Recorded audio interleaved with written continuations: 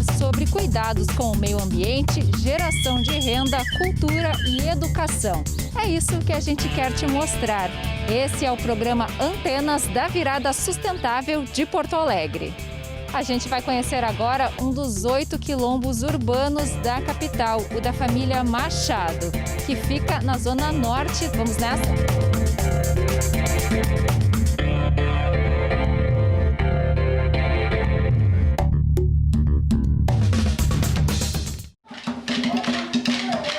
Nós estamos chegando aqui no Centro Cultural Quilombo dos Machado, onde vai acontecer agora uma oficina de maculelê. É uma das atividades realizadas com frequência aqui na comunidade, uma forma de expressão e de manter as raízes africanas.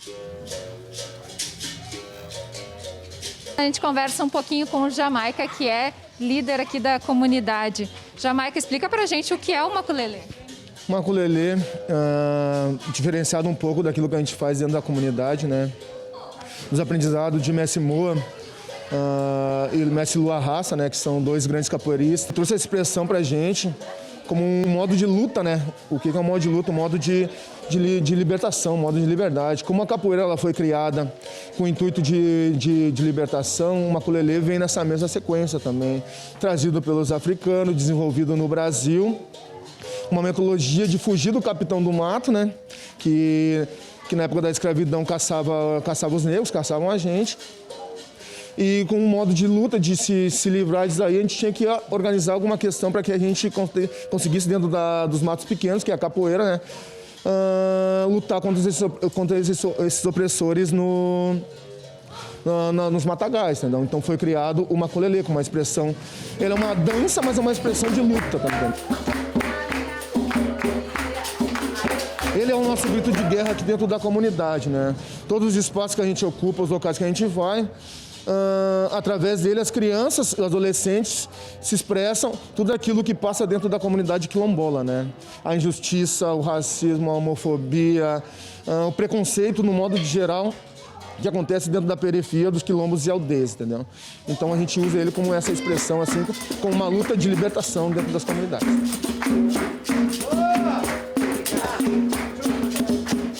Vocês têm aqui na comunidade várias atividades que é justamente para manter essas raízes africanas, não é? Sim, sim, através da capoeira Angola, né? A gente faz muito trabalho cultural aqui, né? Cultural de expressão e de luta aqui, né? Como a capoeira Angola, com certeza. O afoxé, né? Que é o som de Ijexá, tocado para a mãe Oxum, para a mãe Manjá, né? Que o mestre Moa de Catendê trouxe pra gente. Maculelê de cana, que a gente vai formalizar também, o maculelê de cana, quase igual ao maculelê aqui também. O jongo, que é uma dança também criada dentro da senzala também, como modo de expressão de dança. E também estamos vendo o tambor de umbanda, os tambores de umbanda que a gente vai fazer aqui na comunidade. E também o samba reggae também, que a gente vai fortalecer dentro desse espaço cultural aqui, que para o fortalecimento da comunidade quilombola. Chegou a hora da oficina da virada aqui no Quilombo dos Machado. Ela vai trabalhar a redução das desigualdades, que é um dos objetivos de desenvolvimento sustentável da ONU. É a aula de capoeira do professor Vladimir Mota, do projeto Sangue que Circula. Trabalha, nego, nego, trabalha. Trabalha, nego, pra não apanhar vocês. Trabalha, nego, nego. Vladimir, essa é uma oficina que apresenta os princípios da capoeira. O Sangue que Circula, ele é uma oficina de capoeira a partir de uma contação de história. Eu vou contando a história de como surgiu a capoeira e as crianças vão interagindo. As crianças, os adultos, né? É uma atividade para crianças e adultos, assim, não tem idade. E a partir da contação o pessoal vai interagindo e no final eu faço um contexto, né, do que foi feito e de onde surgiu os movimentos da capoeira. 3. Como surgiu a capoeira, então? Conta um pouquinho pra gente. A capoeira, ela é um processo de libertação. Né? Ela surgiu com os negros escravizados, ela veio da África com outras manifestações culturais, dança, enfim. E aqui no Brasil, né, nesse processo de libertação com os negros escravizados, eles foram buscando, né, elementos da natureza, dos animais, né? Que era a única forma que eles tinham de luta, a única arma de luta era o próprio corpo, né? Então, a partir do próprio corpo, eles foram criando mecanismos de liberdade, né? De se libertar, juntando com os alimentos animais, da natureza, e aí foram saindo, foram usando o corpo como ferramenta de libertação. Boa noite pra quem é de boa noite. Bom dia pra quem é de bom dia. Como a capoeira pode contribuir na redução das desigualdades sociais? A capoeira, ela contribui primeiramente com a informação, né? Ela trabalha a autoestima das crianças, ela mostra, a capoeira, ela trabalha muito com a autoestima, não da criança, da pessoa, né? Trabalha muito com a autoestima. Ela trabalha, além das questões do corpo, né? De saúde e tal. E a capoeira, ela é uma porta aberta, é uma porta para todos, assim, ela não limita, ela não exclui, né? Então, por isso, só por ser uma porta aberta que todas as pessoas podem participar, isso também já é um recado, né? De igualdade, um pedido de igualdade, um pedido de equidade, né? Equidade, a gente não quer ser igual, a gente quer equidade, ter os direitos iguais, enfim. Então, a capoeira, por si só, o processo dela já é equitário, né? Então, e o recado é automático, é natural, esse pedido de equidade, assim, é natural dentro do processo. Obê, obê, oba, oba, canta! O que tu achou da atividade aqui da capoeira hoje com o professor Vladimir Mota? Eu gostei bastante, é a primeira vez, né? Mas assim, quando tu vê, parece mais difícil, mas depois assim, na prática é mais fácil mesmo. Das coisas que ele falou, eu aprendi que, tipo assim, a cor que a gente tem é o que a gente mais tem que valorizar, porque tem muita gente que já sofreu muito lá atrás, até. Lucas, tu é muito bom na capoeira, não é? O que ela significa pra ti? É um negócio de dar poder, dar fé, de confia. Daí tu aprende, daí tu consegue sempre. Daí não fica com medo. Se tu errar uma coisa, vai de novo. Se tu errar outra, vai de novo.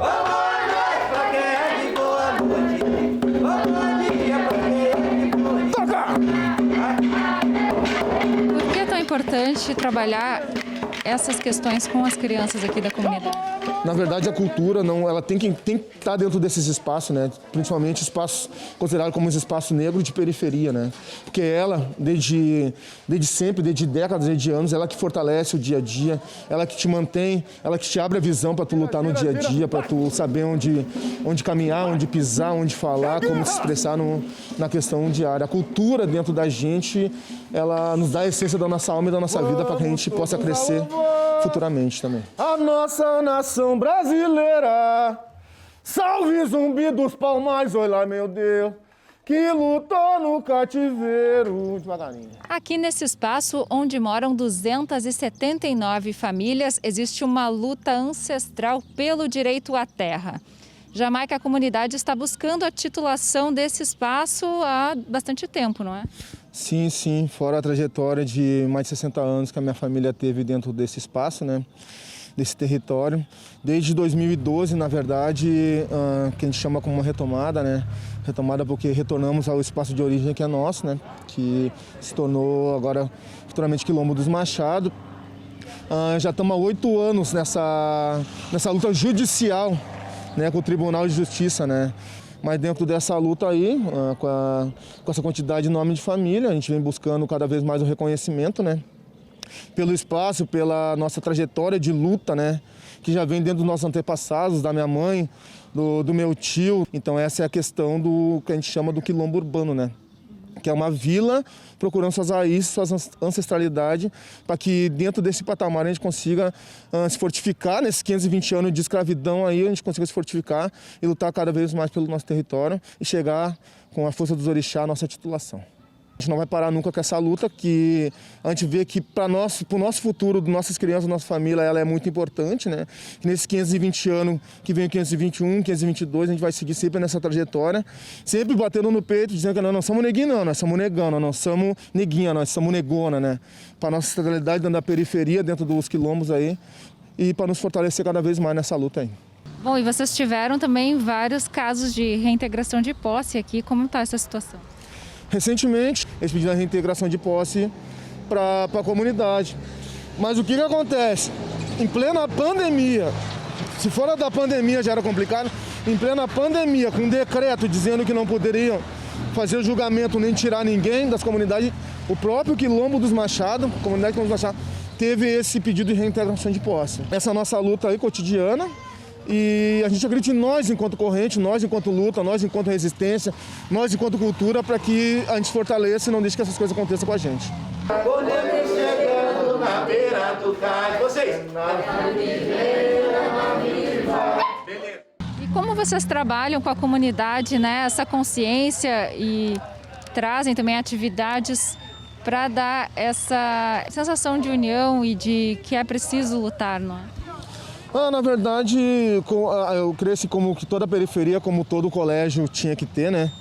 Ensinar, botar dentro das comunidades de periferia, as comunidades quilombolas, aquilo que é seu mesmo por ancestralidade, né? A sua própria raiz, o batuque do sul, a própria umbanda, o afoxé, o jongo, o maculelê, a capoeira angola também, que ela traz tudo disso dentro do seu patamar de luta, né? Que é uma das primeiras resistências que teve do Brasil, né? De luta de liberdade, entendeu? E a gente trabalha todas essas sessões aqui dentro, né? É buscar nosso resgate, buscar nossa centralidade, buscar quem nós realmente somos, né? E não deixar ninguém tirar isso daí da gente. Esse é o modo de luta que a gente tenta fazer dentro do quilombo da periferia.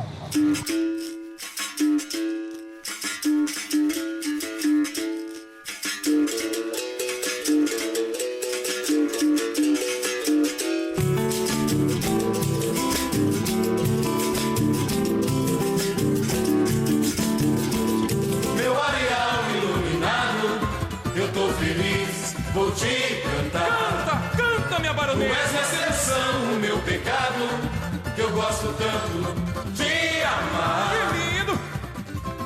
O programa Antenas da Virada Sustentável de Porto Alegre está aqui no Quilombo do Areal. Nós começamos a nossa visita em frente ao antigo casarão do século XIX do barão e da baronesa do Gravataí. Hoje, 6 famílias vivem aqui, inclusive a da Fabiane Figueiredo, que é secretária da Associação Comunitária. Fabiane, como a história desse local está ligada à de vocês? A nossa comunidade, né, esse local é nosso de pertencimento. A gente está no limite onde termina o bairro Cidade Baixa, onde começa o bairro Menino Deus, né, uma das áreas mais nobres de Porto Alegre. E muito antes desse entorno se formar, a comunidade já existia. A comunidade se formou muito em torno do barão e da baronesa, sendo uma propriedade deles, né, com uma quantidade razoável de escravizados, onde após a morte do casal, os escravizados permaneceram aqui, né, desenvolvendo basicamente as atividades que eles sabiam fazer, que era lavar, passar e cozinhar. Depois o rio Guaíba batia aqui na esquina, as lavadeiras da comunidade lavavam roupa para fora aqui. A nossa comunidade naquele momento era constituída pelo casarão e pelas estrebarias, onde eram abrigados os animais e os escravizados. Depois de algum tempo, que eles ficaram meio soltos por aqui, vem para cá um caixeiro viajante de nome Luiz Guaranha, que percebe uma oportunidade de lucrar em cima da comunidade. A gente não conseguiu identificar de que forma ele comprou ou se apropriou dessa área, mas comprou. E construiu casinhas de madeira de porta e janela no lugar dessas estrebarias, passando a alugar esses espaços para aquelas pessoas que já estavam aqui muito antes dele chegar. E assim também permaneceu por muito tempo, até que ele acaba morrendo, não constituiu família, deixou essa área, essa propriedade, como era de costume na época, para uma entidade filantrópica. Ele optou por deixar para a Santa Casa de Misericórdia. A comunidade, durante muitos anos, pagou aluguel diretamente para a Santa Casa, né? E assim permaneceu também por muito tempo. Até que a comunidade começa a visualizar as retiradas das avenidas aqui do entorno. Então a comunidade entendeu que para poder permanecer aqui tinha que se organizar de alguma forma, que precisava ter uma instituição, uma entidade que representasse a comunidade legalmente perante o poder público, né, nessa solicitação de permanência aqui do espaço. Então aí é fundada a Associação dos Moradores da Avenida Luiz Guaranha. A gente conseguiu que fosse feita uma permuta entre a Santa Casa de Misericórdia e a Prefeitura de Porto Alegre. A Santa Casa doou essa área para a Prefeitura. Também conseguimos a rede de esgoto, que até então não existia, né? Eram casinhas paupérrimas de madeira, a rua era de chão batido, não tinha iluminação, não tinha nada. E desde então a associação vem buscando essas melhorias para a comunidade, né? Até que em 2002, a antiga presidente, a Gessia, a gente descobriu que na Constituição brasileira existia uma lei que amparava as áreas remanescentes de povos tradicionais, quilombolas indígenas. Meu areal iluminado, sou feliz assim. E esse processo de titulação é muito longo, não é? Como está essa situação? Hoje, a gente, depois do estudo antropológico em 2003 que foi feito, que houve a comprovação que nós somos uma área efetivamente remanescente de povo escravizado, com as escavações, com os materiais achados. Foi publicado em 2013 pelo INCRA, que é o órgão regulador das comunidades de povos tradicionais, o nosso reconhecimento no Diário Oficial da União. Depois a gente passou por um processo também longo junto à Prefeitura, porque a Prefeitura nunca tinha doado uma área assim. Fizemos todos os trâmites e em julho de 2015 o prefeito na época vem com a lei que doa as terras para a Associação Comunitária e Cultural Quilombo do Areal. O título de propriedade, como é chamado, ele é coletivo, ele não é individual, justamente para não ter venda, não ter, né, outros tipos de aluguel, enfim, essas coisas. Né? A detentora do título é a associação, né? E a gente já está no processo final de tudo isso. A gente só precisa que a Prefeitura emita um documento que ratifique todo esse processo de quase 20 anos. Né? E esse reconhecimento não é a favor nenhum, porque a comunidade sempre esteve aqui. A mão de obra escravizada da comunidade foi usada para constituir os bairros adjacentes aqui da nossa volta. Então é muito orgulho saber que a minha bisavó morou aqui, que a minha avó morou aqui, que a minha mãe morou aqui, que eu moro aqui, que meus filhos moram aqui, que os meus netos e bisnetos e tataranetos vão poder continuar morando aqui.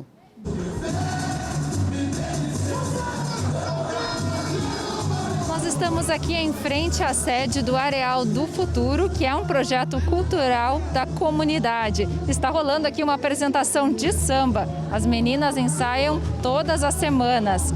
E eu vou conversar um pouquinho agora com a Cleusa. Cleusa, essa paixão pelo carnaval é bem antiga aqui na comunidade, não é?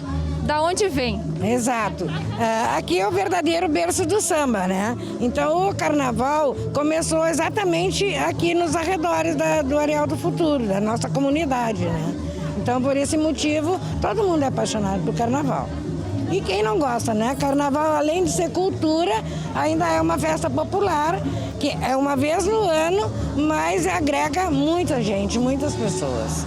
E além das meninas, nós temos outras oficinas, que é de percussão, que são ministradas pelo Daniel e o Paulinho, né? Que eles dão 2 vezes na semana aula para os meninos, tá? De percussão. Bom, e vocês tinham uma escola também de samba aqui da comunidade? Exatamente. Aqui foi fundada a integração do Areal da Baronesa. Licenciou-se quando o carnaval foi para o Porto Seco, por questões próprias, né? E então daí nós continuamos com o projeto do Areal do Futuro. E o que é então o Areal do Futuro? Areal do Futuro é um projeto cultural no qual a gente tem, além do samba, da percussão, a gente tem uma sala de lan house para as crianças, né? Agora a pandemia pegou e eles vão lá, eles brincam, eles estudam, então é para eles, né? E também tem um ateliê onde são confeccionadas fantasias do Areal. Qual o papel desse espaço para unir as crianças e também para elas terem uma atividade, não é? Qual o objetivo assim desse espaço? Realmente, elas têm uma atividade extra classe, vamos dizer, que é o próprio carnaval, né? E a gente procura, esse ano foi um ano atípico, então foram poucos eventos, nenhuma apresentação, até pela pandemia, né? Mas a gente procura, recebe muitos convites para levar as crianças, para elas conhecerem, além da comunidade, do carnaval que se proporciona, outras culturas, né? Então nós levamos sempre que fomos convidados na URGS, nos teatros, enfim, várias apresentações. agora a gente está aqui no segundo andar da sede do Areal do Futuro. Cleusa, explica pra gente que ambiente é esse. Esse aqui é um sonho, né? Era um sonho nosso, antigo já, que é criar uma lan house para as crianças, né? Para que aqui eles possam ter mais um lazer e até mesmo cultural, porque com essa história da pandemia, eles estão tendo aulas pela plataforma, estão tendo aulas online, né? E aí, então, eles utilizam também, não é só para brincar, nem para jogar, é para fazer as tarefas e estudar aqui conosco, né? As crianças, os adultos também, que quiserem, né? Esse espaço foi toda uma doação, né? Foi todo doado, esses computadores, a instalação, enfim, tudo é coisa que a gente conseguiu para que a comunidade usufruísse de mais um recurso, né? Digital, no caso.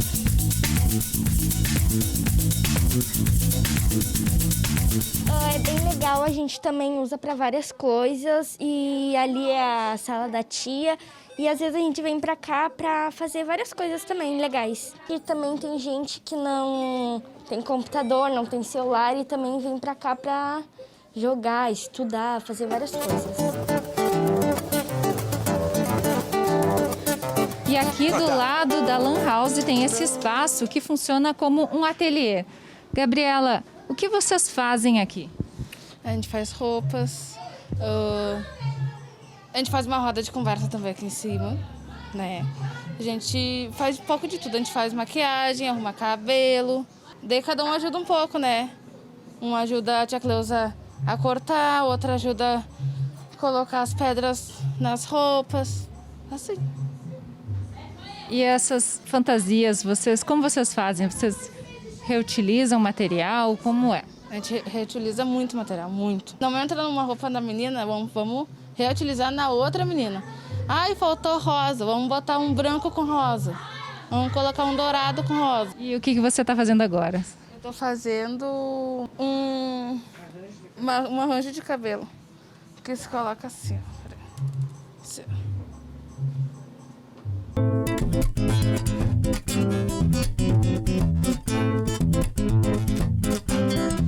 A virada sustentável trouxe diversão aqui para o Areal da Baronesa. E quem organizou a atividade foi a Alice Casper, da trupe Abre Asas. Alice, qual a proposta hoje aqui? A gente trouxe a perna de pau para cá, que ela é um brinquedo popular, né? Ela é muito comum na rua. Então a gente trouxe esse brinquedo para resgatar realmente o brincar em comunidade, junto com as pessoas. E as crianças estão aqui hoje, então, experimentando um pouco disso. Porque, na sua opinião, essa atividade condiz com os objetivos da virada sustentável? Na verdade, a perna de pau ela trabalha muito o sentimento de comunidade, né? Então, de sustentabilidade como um todo, de apoio mútuo. E as crianças têm muito esse coletivo já junto. E a perna de pau estimula isso dentro delas. Então, elas precisam ter o equilíbrio mental, precisa estar presente no espaço. Elas fazem atividades muito em conjunto e isso está muito alinhado com a virada. E como é esse ensinamento, esse contato com as crianças? A gente procura aqui, o Areal da Baronesa, ele é muito tradicional. Aqui a gente fala que é o berço do samba, né? Então a gente faz muita alusão aos instrumentos. A perna de pau, ela tem uma metodologia de tu aprender de ficar sempre compensando o peso. Então eu sempre questiono eles, como que é o maracanã, né? O surdo, a batida. E daí nisso eles já puxam, que eles sabem, nasceram aqui dentro, né? Então eles conhecem os instrumentos mais que todo mundo. Então a gente trabalha muito fazendo essa alusão aos instrumentos e assim eles vão aprendendo. E aprendem muito mais rápido do que qualquer adulto, né? É incrível ver as das crianças.